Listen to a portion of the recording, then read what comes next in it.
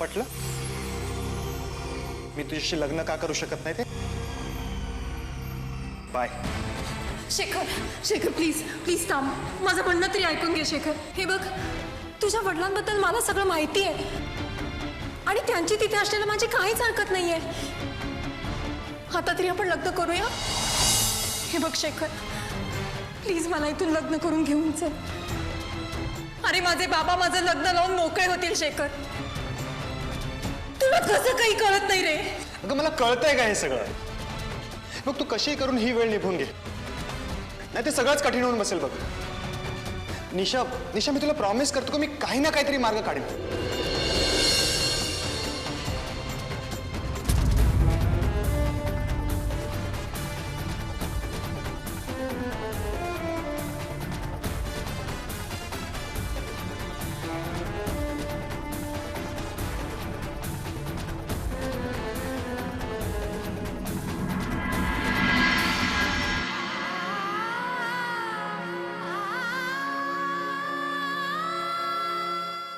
निशा, काय झालं?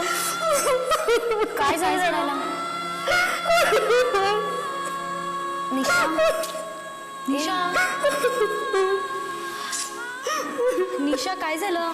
अगं काहीतरी बोल. काय झालं रडायला? निशा, काय संपदा?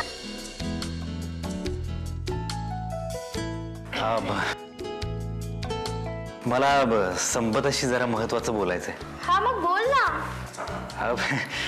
नाही तसं नाही, म्हणजे तिच्या एकटीशी बोलायचंय. ओ एकटीशी.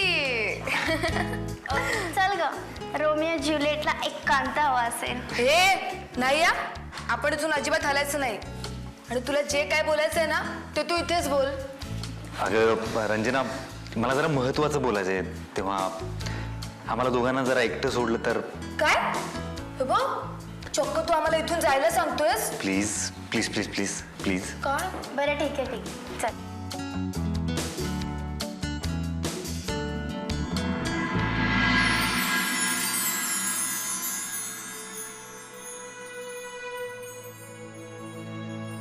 संपदा, काय झालं?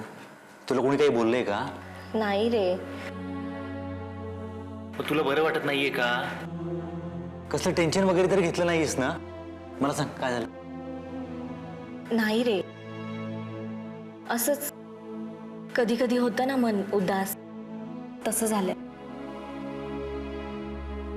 चल तर मग आज मी तुला माझ्या आईशी भेट करून देतो. माझ्या आईला भेट, तुला बरं वाटेल. खूप प्रेमळ आहे ती. नाही रे, नको प्लीज.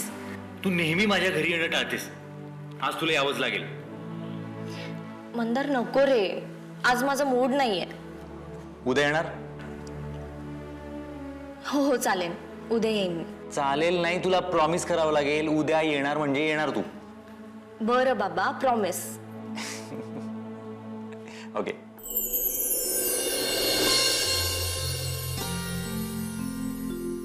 या, हे आपलं पोळी भाजी केंद्र. या.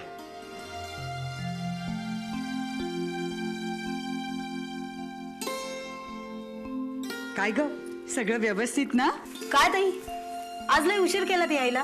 अगं हो ग, थोडा उशीरच झाला. अहो, हा? अहो इथे काय बसलात? या ना, आतलं काम कसं चालतं ते दाखवते. ही रुक्मिणी आणि ही पार्वती, या दोघी इथलं सगळं काम सांभाळतात. माझं काम एवढं हलकं करतात, काही कामच करू देत नाहीत मला. अगं दोघी अशा बघताय काय? हे कोण ओळखलं का? हे या पोळी भाजी केंद्राचे खरे मालक, समीरचे बाबा. अगं बाई, हे लढाईवर गेले होते ते आले बाई? कालच आले. तुम्ही पटापट आवरून घ्या, बघा काय हवंय कोणाला.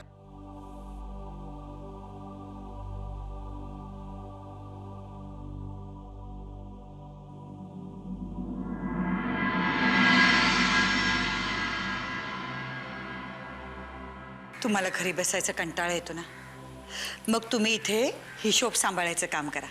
मी आतमध्ये किचन सांभाळेन.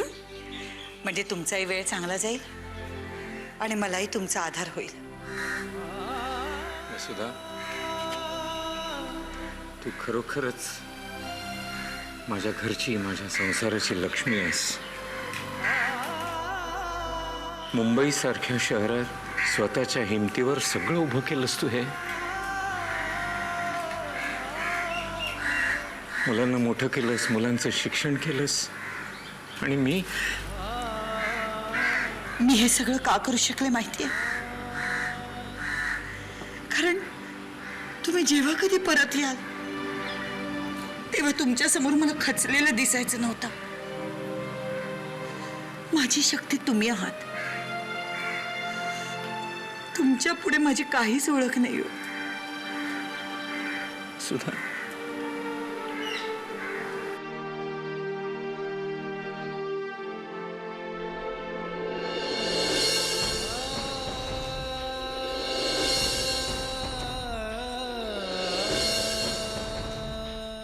माझ्या दादाचं कान सोडा.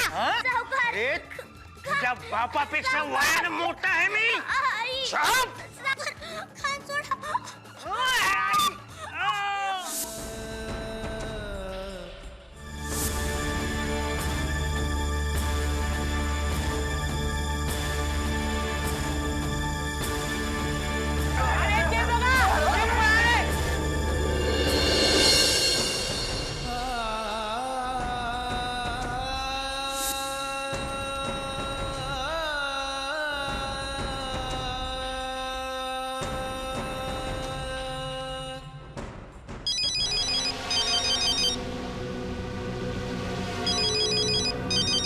अरे बापरे, आता काय खैर नाही.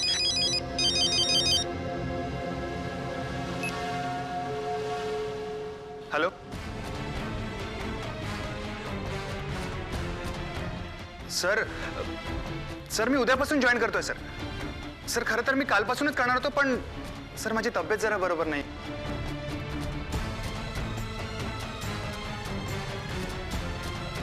अहो सर, सर प्लीज असं काय करताय सर? सर माझं ऐकून तरी घ्या sir. Sir please sir. Hello hello.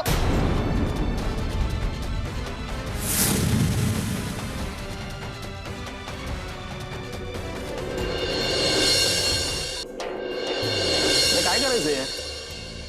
पकलो तिच्या आईला. आज काही टाइमपास पण होत नाहीये. हा यार, आज मंगेशबाई पण नाही आला कामावरून.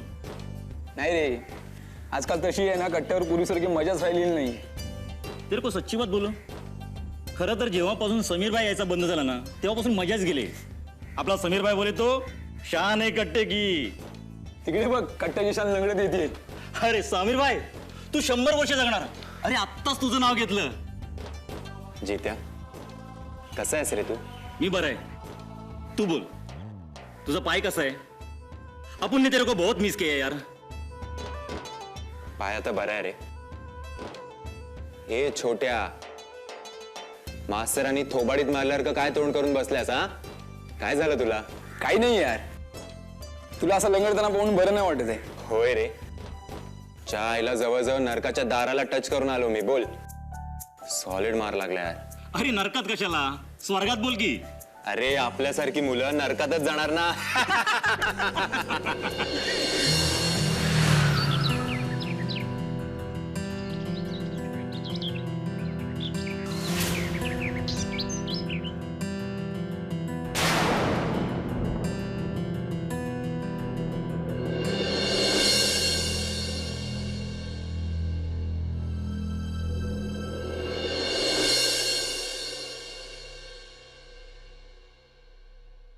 चिमणे,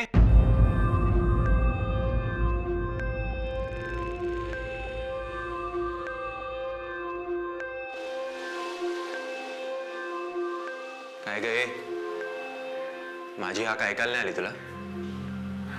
हो आली ना. बर, तो मुलगा कोण होता? संपदा, मी काय विचारतोय? तो मुलगा कोण होता?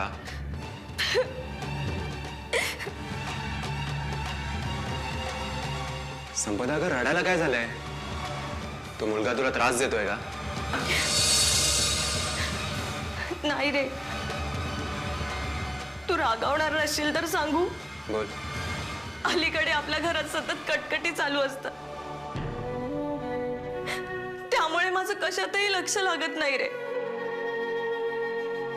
आजही मी खूप डिस्टर्ब होते, सतत रडायला येतो. बरं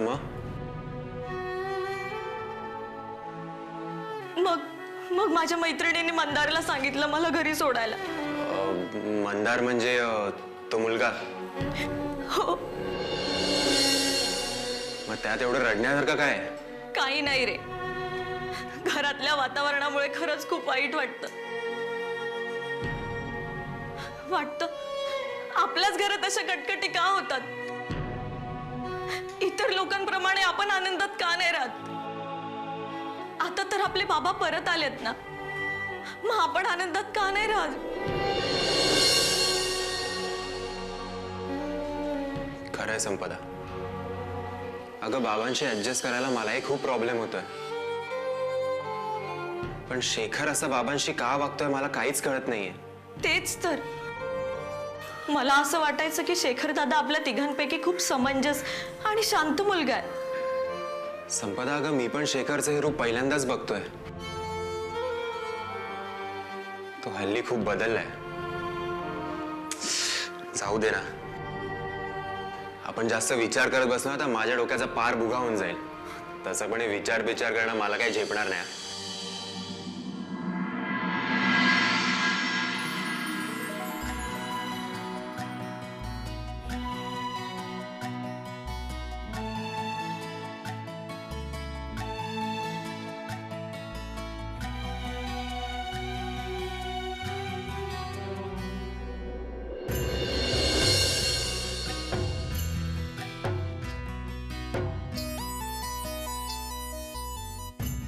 असे काय बघताय माझ्याकडे?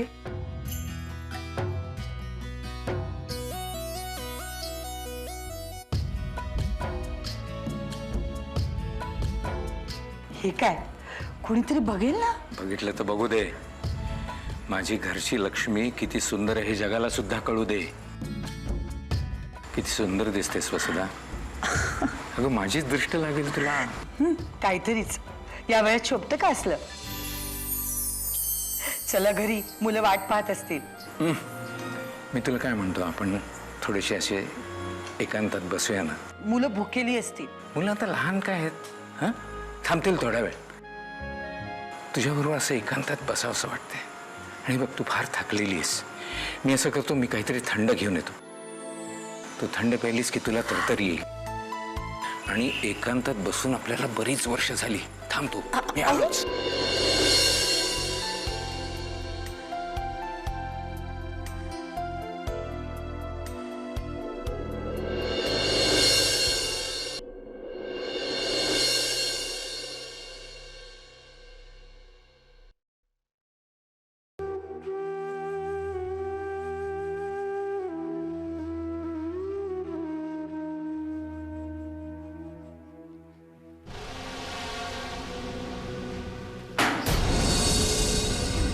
अरे दादा, काय झालं? थांब, मी पाणी घेऊन येते. शेखर, अरे काय झालंय तुला? अरे बोल काहीतरी. अरे काय झालं दादा? आज जरा वेळ गेला ना चांगला तुमचा. या वेलकम. अभिनंदन. आज तुमच्यामुळे पुन्हा आम्ही बर्बाद झालेलो आहोत. तुमचं कुठल्या कृत्याबद्दल अभिनंदन करू नये हेच कळत नाहीये. आम्हाला जन्माला घालून वाऱ्यावर सोडून दिल्याबद्दल की पुन्हा आमच्या आयुष्यात येऊन आमच्या आयुष्याची वाट लावल्याबद्दल. शेखर, हे तर काहीच नाहीये का आई? आज ह्यांच्यामुळे माझं जे नुकसान झालंय ना, त्याच्यासाठी यांना सन्मानितच केलं पाहिजे.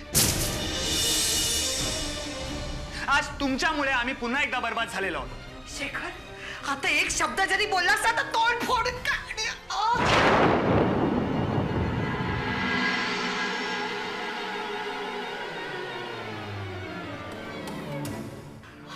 आई, अगं आई बस ग इकडे. तू कशाला एवढा राग करून घेतेस? ब्लड प्रेशर वाढेल नाही तुझं.